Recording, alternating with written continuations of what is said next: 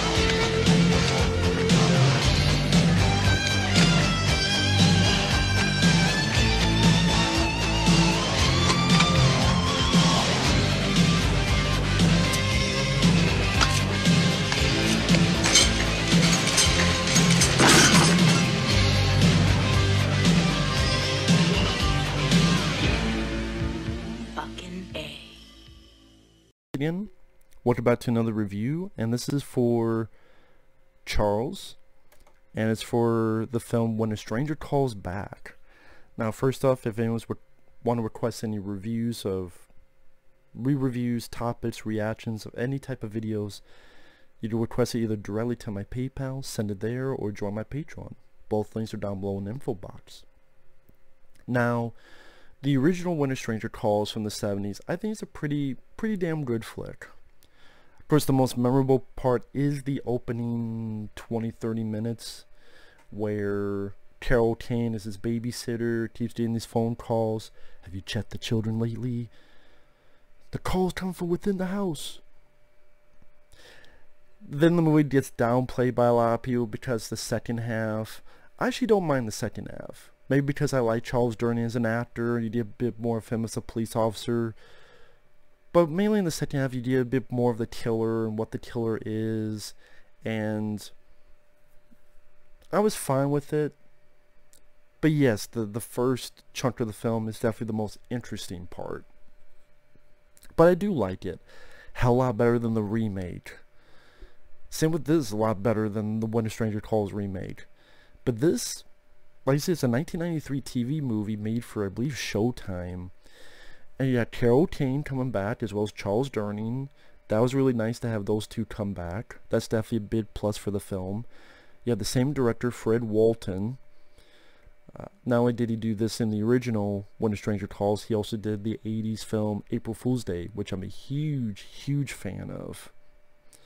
That's why I was so fucking disappointed with Scream Factory's stupid fucking Blu-ray. That's why I didn't buy it. I'm like, this is the fucking features, that's it? And why the fuck is the goddamn cover look like a fucking Barbie doll commercial? All because there's a 30-second scene where they look at some dolls in the basement? Fuck. One of Scream Factory's worst fucking releases. That's why I'm like, I'm not wasting $30 on this bullshit. Scream Factory, you fuck. Anyway, getting back on target, back on topic. The story of the film, you have this girl played by Jill Schoelen, which, that's honestly one of the few flaws I have with the film. I wish they had chosen some other actress. I really do. I'm sorry, I know a lot of people like this girl. She starred in quite a few films. She was in The Stepfather, the original Stepfather. She was in Popcorn. She was in what's that movie with Brad Pitt? Cutting Class. She was in the Robert Englund Phantom of the Opera. I'm just not a fan of Jill Schoelen. I'm sorry. She's widely regarded as a scream queen. I'm like, there's so many other better. Catherine Mary Stewart, Amy Steele, Heather Langenkamp, Ashley Lawrence, so many other people that I would wish you would chosen any of them over Jill Schoelen. Like, if this was Amy Steele or if this was Heather Langenkamp, or if this was Ashley Lawrence, or if this was, again, the people I mentioned, Kelly Maroney, I think it would be better. Because Jill Schoelen, she has almost this Shelley Duvall whining to her voice, like consistent. Like, I don't know, like, well, I don't know what's going on. Like, I don't know how to put it. Just this, every performance I see her in has the same fucking problem. So it's not the direction or the writing, it's her for me. It's this consistent whiny tone to her voice. Like, I don't know what's going on. But it's like the movie knew I was annoyed with her, so she's not the actual star of the film. She's the star for the first chunk of the film, where it is trying to replicate the first movie. Just the good 20-30 minutes is a babysitter by themselves, and something happens to the kids. So, weirdly enough, in the original, I would say the first part of the film is the strongest, and the second half I could deal with. For me, it's the reverse here. I think the first chunk of this film is the weakest. A lot of people disagree because they like, but to me, it's just replicating some of the first movie. So it almost comes off as a remake. The only difference is, instead of consistent phone calls, is this guy consistently knocking on the door. Hey, my car broke down. And then she fakes calling someone because the phone doesn't work. And then he keeps knocking again and again.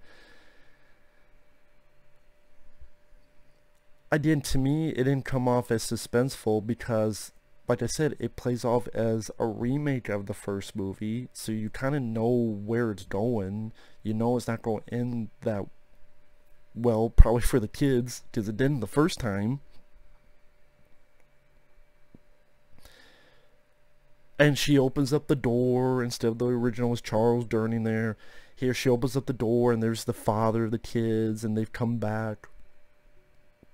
So, like the first chunk of this film, I'm like, Joe Schoelen. But then, the last hour of the film or so, that to me was much more interesting. Because it's 5 years later, Jill Schoelen, she's still out of it. And Carol Kane comes into the story. She's a counselor. Because of the shit she went through, she now counsels other kids. And she tries to befriend Jill Schoelen, counsel her. And she calls her old friend Charles Durning, who's retired. And when Carol Kane and Charles Durning came into the picture, I think for me that's when it came alive. And that's where the film became more interesting. Where Carol Kane, you tell that she's tougher, stronger. She even teaches his little class on self-defense. She's saying lines like, you cannot say you don't believe in violence unless you can also say that you don't believe in living. Interesting line. I actually quite like that line. And I thought Carol Kane did a good job as she's trying to protect Jill Schoelen, trying to give her some advice, trying to help her out. And then Charles Durning's on the case. He kind of figures things out a bit quickly, I will say. Because very quickly he kind of realizes what's going on. But okay, I mean, if it keeps the movie going. And then for the last 30 or so minutes, it really is Carol Kane and Charles Durning's picture. Joel Schillen's kind of out of the picture. And when it's Carol Kane and Charles Durning, and then the weirdness of the ending with the killer, which I'll get to,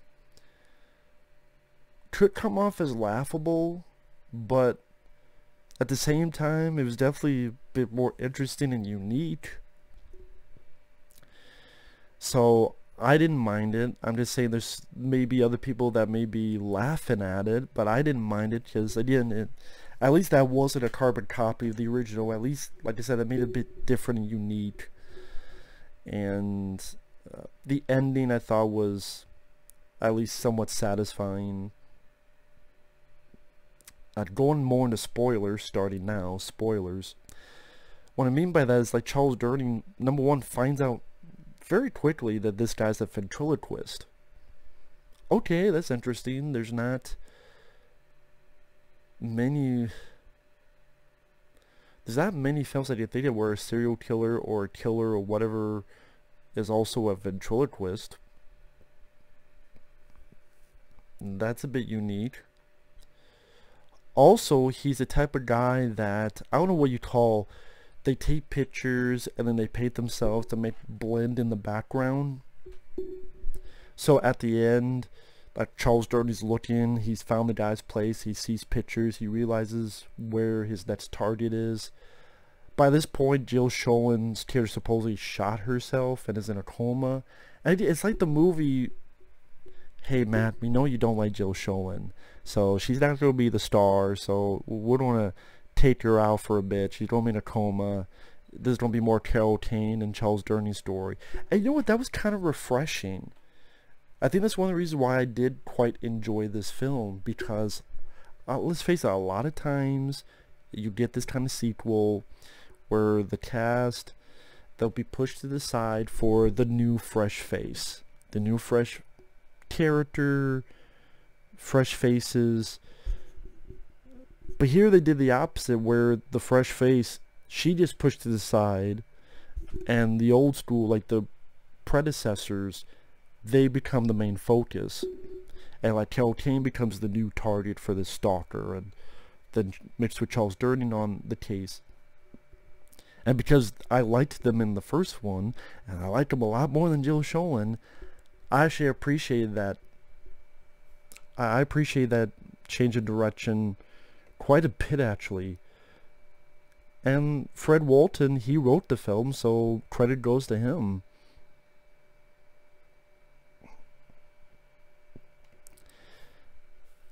Now, like I said, when you get to the finale and the guy's blending with the wall, some people may find that silly and like, what the fuck? The reason he did, how he did it was that, again, he took pictures when she wasn't home, and then I just painted himself to look like it. It's a lot of work to do for low payoff, I will say. It was different. It was unique. It's not something you see every day.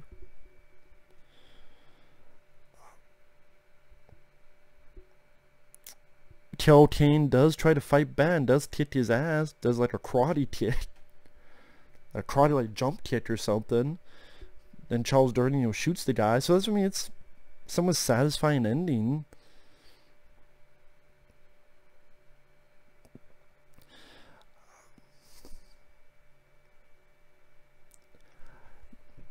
I would say the budget was fine. I mean, part of me could tell it is a TV movie. You know, it's not something that would have gone to theaters.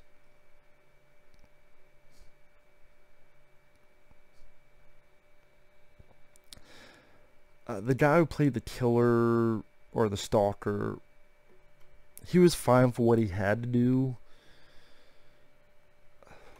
I did some hesitating here because I kind of wonder if someone's watching this for the first time.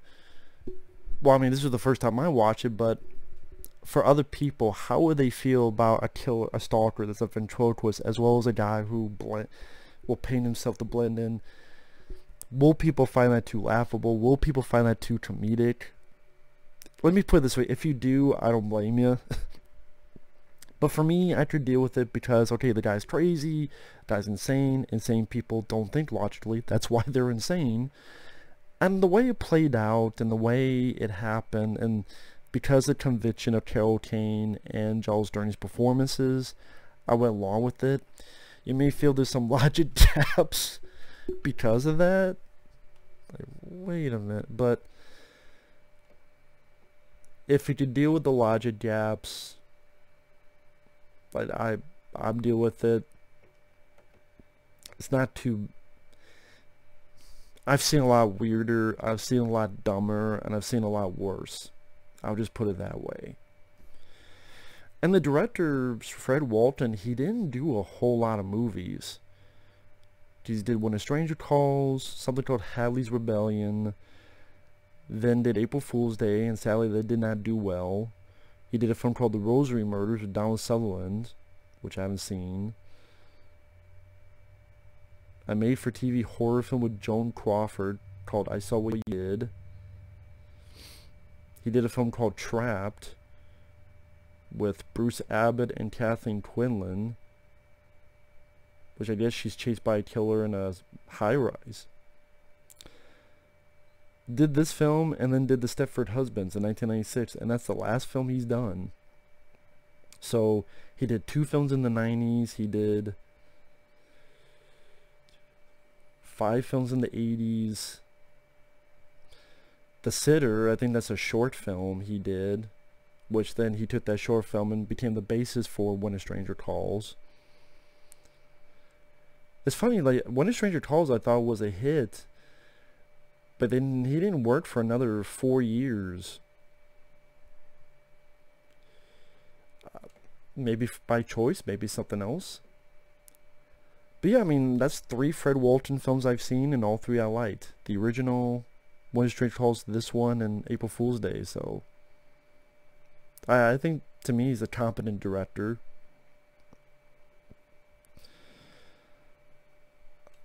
I saw in the comments that a lot, like on IMDb and others, apparently a lot of people like this more than the original. I could kind of understand that, because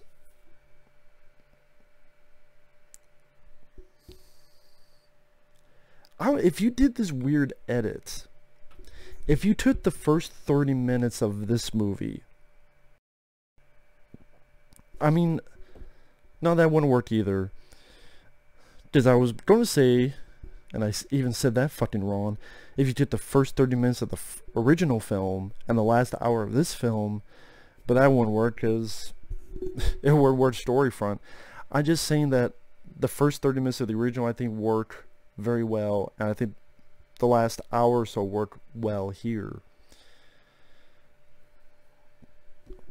But apparently a lot of people, they feel different. They feel that the first 30 minutes of this is the best, and then the last hour is flawed, just like the original, which again I disagree with. Like Harold Kane, like Charles Durning, the plot was interesting enough. Just the killer's MO is pretty decently unique compared to other films. Like I said, the direction's competent enough. I'm not a big fan of Joe Schoen. Honestly, for me, that was the weakest part. Other than that, pretty good. Especially for a TV movie. Not too bad. I think if you like the original, it's well worth a look. It doesn't shortchange Harold Kane or Charles Durning's characters. If you have a sequel nowadays, they will shortchange the characters. Pick a fucking sequel nowadays. They fucking do it. At least this didn't do that. I thought treated the old school characters fairly well. So with that said, thanks for watching. Take care. We'll see you guys later. Bye-bye.